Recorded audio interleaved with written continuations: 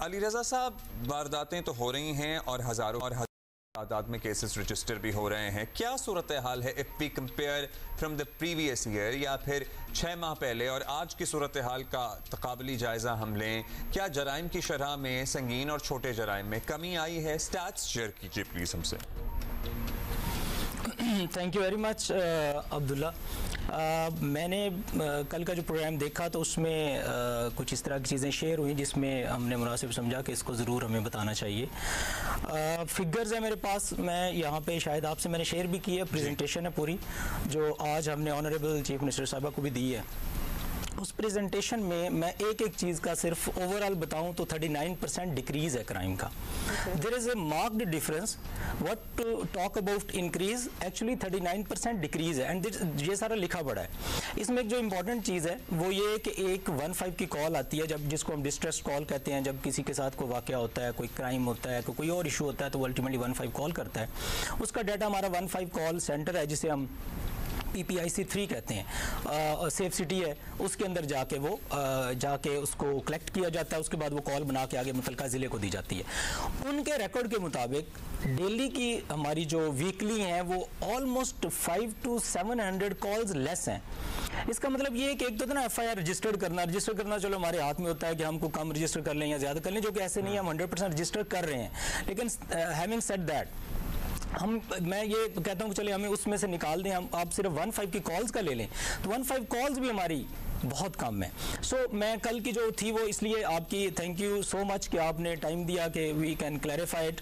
और लाहौर में अल्हम्दुलिल्लाह Lahore is much more peaceful and much more safer today than the last year, because मैंने कहा 39% क्राइम नीचे। अगर मैं एक एक चीज़ का हेड का बात करूँ, कल क्राइम स्नैचिंग की बात हुई, मैं जी मर्डर की बात करते हैं, जैसे क्राइम स्ट्रीट क्राइम की बात करते हैं, मर्डर की बात करते हैं, मैं सारी जैसे क्राइम अगेंस्ट प्रॉपर्टी है, प्रॉपर्टी में राइट नाउ जो एग्जैक्ट फिगर है वो -24 है।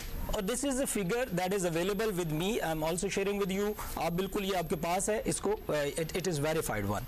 फिर अगर हम करें डिक्वेटी के बाद, डिक्वेटी मीन जब 5 से ज़्यादा लोग हों तो उसको हम डिक्वेटी कहते हैं। तो डिक्वेटी जो है उसमें भी कमी है अल्हम्दुलिल्लाह, और वो है -4 राइट नाउ। उसके बाद जो आपकी रॉबरी स्नैचिंग है जिसे हम ये स्ट्रीट क्राइम कहते हैं, स्ट्रीट क्राइम में कमी इस टाइम B27 है, -27। लाइक अगर पिछले साल 100 हुई थी तो इस साल राइट नाउ 73 हुई हैं, यानी कि कम हुई हैं। This is all decrease crime. उसके बाद व्हीकल थेफ्ट है, उसमें कोई जनाब 35 का फ़र्क है। इस तरह सारे क्राइम में ओवरऑल कम है। ओवरऑल कम्युलेटिव लेके जाएं तो ये 39% का बनता है। इस सारी चीज़ के पेश नज़र फिर कल वाली जो वो बात थी कि क्राइम बढ़ा हुआ है और वारदात हो रही है, जैसे आपने अभी कहा है कि इट इज़ ए मेट्रोपोल है। यहाँ पे ऑलमोस्ट लिखी पड़ी को 1.25 करोड़ आबादी है। यहाँ पे ओवरऑल देखा जाए तो जैसे बाहर से लोग आते हैं काम के लिए तो मिल मिला के यहाँ पे 2 करोड़ की आबादी बन जाती है। यहाँ पे क्राइम यकीनन है, लेकिन क्राइम का देखना ये था, जैसे आपने भी तकाबली लफ्ज़ इस्तेमाल किया है कि पहले क्या था और अब उसमें इंप्रूवमेंट क्या आई है। हमने 100% FIRs के बावजूद हमारी FIRs डिक्रीज हुई हैं। उसकी वजह यह है कि 15 कॉल डिक्रीज हुई है, उसकी वजह कि क्राइम कम हुआ है। इसके पीछे क्या है, एक बहुत ही रोबस्ट क्राइम एंटी क्राइम जो स्ट्रेटजी है वो लगाई। क्या स्ट्रेटजी है? जी एग्जैक्टली आपसे यही पूछना चाह रहे हैं। अभी तो साल के हम मार्च में हैं तो तीसरा महीना चल रहा है। कमेंडेबल कि क्राइम जो है वो कम हुआ है बाय ऑल योर स्टेटिस्टिक्स, लेकिन हम एग्जैक्टली पता करना चाहते हैं कि कैसे, क्या मेजर्स लिए गए हैं। बिकॉज जिस तरह की आप बात कर रहे थे कि वो डेफिनेटली और शहरों में भी फिर रेप्लिकेट होने चाहिए अगर इतने इफेक्टिव हैं। Thank you very much. एक तो बिल्कुल मैं उसी को बताना चाह रहा हूँ कि हमारे पास एक पूरा जैसे एक सिस्टम है, 2 किस्म की क्राइम प्रिवेंशंस होती हैं। लाइक क्राइम को रोकने के 2 तरीके हैं। नंबर 1 है प्रिवेंट करना, नंबर 2 है डिटेक्ट करना। डिटेक्शन इज बेस्ट, क्योंकि आप बंदे को पकड़ लेते हैं, बंदे को पकड़ के सजा हो जाती है या वो जेल चला जाता है कुछ अरसे के लिए, तो क्राइम रुक जाता है। अगर वो ना हो तो फिर हम अगर बंदा को पकड़ा नहीं जा रहा तो फिर प्रिवेंट करते हैं। प्रिवेंशन का बहुत अच्छा तरीका जो है वो है पेट्रोलिंग करना, हॉटस्पॉट्स जो है उनको डिटेक्ट करना। हॉटस्पॉट के लिए अगर आप समझें तो आप ऐसे समझें कि वो पॉइंट्स जहां पे बार बार क्राइम होता है या वो पॉइंट्स जो इजी हैं for robbers and requireds and snatchers to commit crime, उसको हम हॉटस्पॉट कहते हैं। हमारे पास safe city is a blessing for us all. Safe city के जरिए हम वो सारे पॉइंट्स ले लेते हैं जहां पे इस तरह की वारदात हो रही होती है। और ये सीज़न के साथ, मौसम के साथ, टाइम के साथ चेंज होता है। फॉर एग्जाम्पल सर्दी में हॉटस्पॉट्स और होंगे, गर्मियों में और होंगे, रोज़ों में और होंगे, रोज़ों के अलावा और होंगे। जैसे इंपॉर्टेंट डेज आते हैं तो क्राइम हॉटस्पॉट चेंज होते रहते हैं। तो accordingly we change our strategy of patrolling. जैसे जैसे आप हॉटस्पॉट के पीछे चलते हैं तो उतना ही इफेक्टिव पेट्रोलिंग होती है। जब इफेक्टिव पेट्रोलिंग होती है तो क्राइम कम होता है, नंबर 1। नंबर टू, वो क्रिमिनल्स जो टारगेट ऑफेंडर्स जिसे हम कहते हैं टीओज, वो होते हैं जो बार बार करते हैं क्राइम। एक दफ़ा क्राइम कर लिया, उसके बाद लेबलिंग इफेक्ट, हमारी सोसाइटी ऐसी है वो उसको चोर समझना शुरू हो जाते हैं, उसका कोई और भी रोजगार नहीं है सोसाइटी में, ऐसी वो रेमेडियल मेजर्स नहीं है जिनके जरिए उनको दोबारा सोसाइटी में नॉर्मलाइज किया जा सके। वो अल्टीमेटली फिर उसी में घूमते रहते हैं।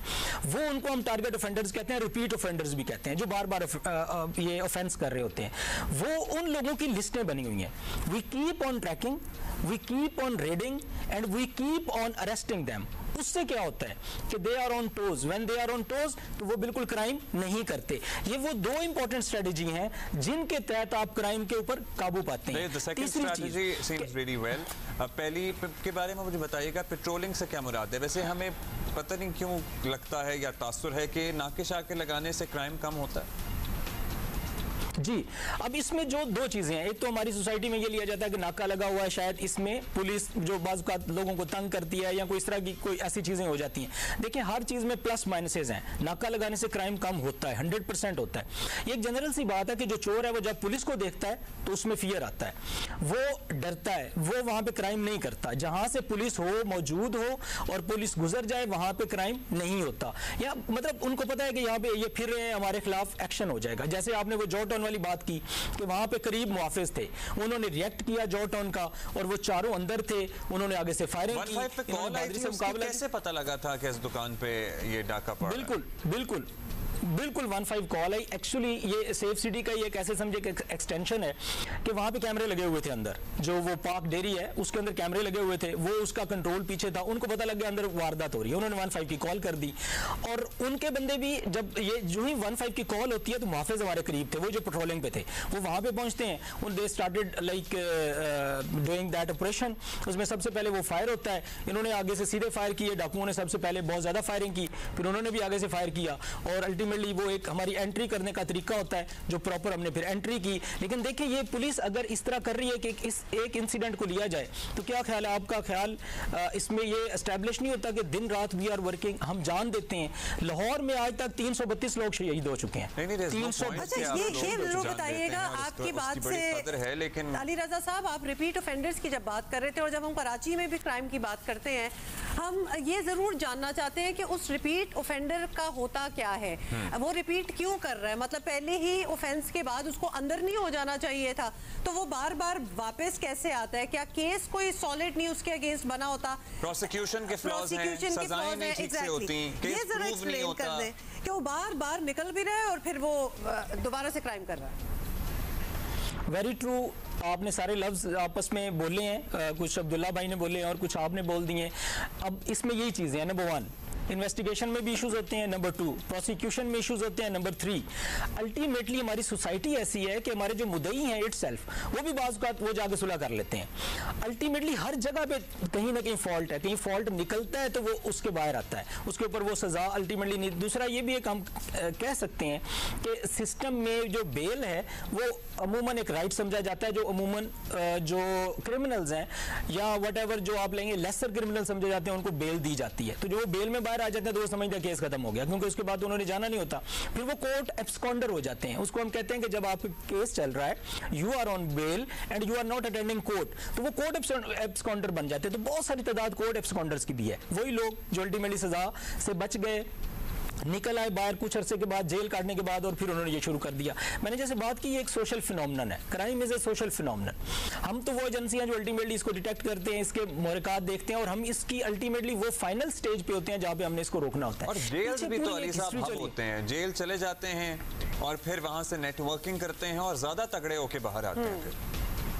वेरी ट्रू, नेटवर्किंग होती है, गैंग्स बनती हैं, इनके रिलेशंस बनते हैं, ये वो चैलेंज है, वी फेस दैट। और अल्टीमेटली जब ये बाहर आते हैं और हार्डेंड होते हैं, we take then extraordinary strong measures. फिर हम इनके कंप्लेक्स के पीछे जाते हैं, फिर हम उन डायरीज के पीछे जाते हैं कि इनके साथ कौन कौन लोग रहते रहे, ये किन गैंग के साथ इन कॉन्टैक्ट है, बाद में आके फिर वो एक पूरा नेटवर्क ट्रैक करके फिर उन लोगों को लिया जाता है। ये वेरी ट्रू, आप सही कह रहे हैं। और ये सारा वही चीज़ है कि अल्टीमेटली अगर उनको दूसरे, फॉर एग्जाम्पल उनको कोई और ऑप्शन दे दिया जाए, मुद्दई जो पैसे लेके सेटल करते हैं मामला कि जी पहचाना नहीं, शनाख्त अपडेट ना करना, सर वो भी तो हकीकत है ना, उसको आप लोग किसी तरह आप तो अपना किरदार अदा करें उसमें।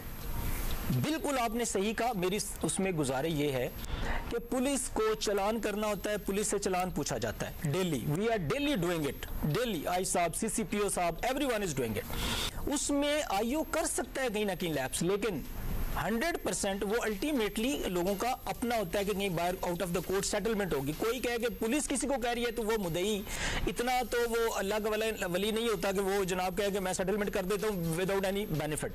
सो वो उनके अपने लोगों के होते हैं। फॉर एग्जाम्पल माफ़ी हो जाती है 302 में, तो वो चीज़ें सोसाइटी में मौजूद हैं, आप भी सोसाइटी में रहते हैं, मैं भी सोसाइटी में रहता हूँ, लेकिन वो एनॉमली पुलिस में भी हो सकती है कि कहीं पर कोई हेल्प हो जाए। लेकिन ये कहना कि it is a general principle that police is doing this is not good, right. अच्छा, फाइनली एक और चीज़, पिछले साल के एंड तक हम लाहौर से ही हमें ऐसी खबरें आ रही थी कि under as driving is a menace, जिस पे एक बड़ा क्रैकडाउन किया गया, ऑपरेशन किया गया और कोई अंडर एज ड्राइवर नहीं ड्राइविंग कर सकता था, पकड़े गए, लाइसेंस चेकिंग हो रही थी। वो मुहिम अभी भी चल रहा है, बिकॉज अक्सर हमने देखा है कि बड़ी ज़ोरों शोर से कोई चीज़ स्टार्ट होती है, चुकन्ने हो जाते हैं सारे अंडर एज ड्राइवर्स भी, 1-2 हफ्तों के लिए बाहर नहीं निकलते, दोबारा से चीज़ें होना स्टार्ट हो जाती हैं। तो उस पर बिकॉज दैट वॉज डेडली, बहुत जाने गई उस वजह से, उस वक्त भी और पहले भी होता रहा है। How is that going now? अभी भी रोकथाम है? जी बिल्कुल चल रही है वो कैंपेन, और वो कैंपेन में हमने वो लाइसेंसेस जो थाउजेंड्स में थे वो लाखों में बने हैं। और इसके लिए जो पंजाब पुलिस है उसने ये हमारे खिदमत मराकज़ में स्पेशल मेयर्स की, थाने जो नए बनाए उनके हमने फ्रंट डेस्क जो है उस पर भी लाइसेंसेस बनाना शुरू किए।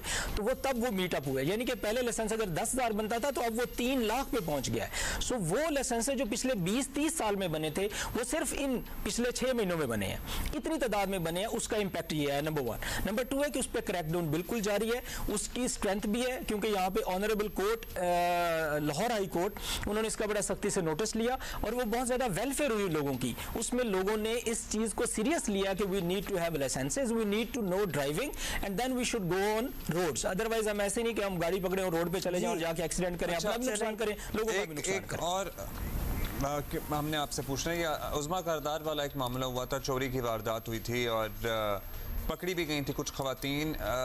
फिर वो उन खवातीन का भी ये मौक़िफ़ आया कि वो रुकने सूबाई असम्बली है, इसलिए उनके कहने पर बदतरीन तशद्दुद का निशाना बनाया गया हमें। जी थैंक यू, ये बड़ा अच्छा आपने पूछ लिया। गुजारे ये है कि जब कोई एप्लीकेशन आती है, चाहे वो जो भी है, उसकी एप्लीकेशन पे एक्शन लेना होता है।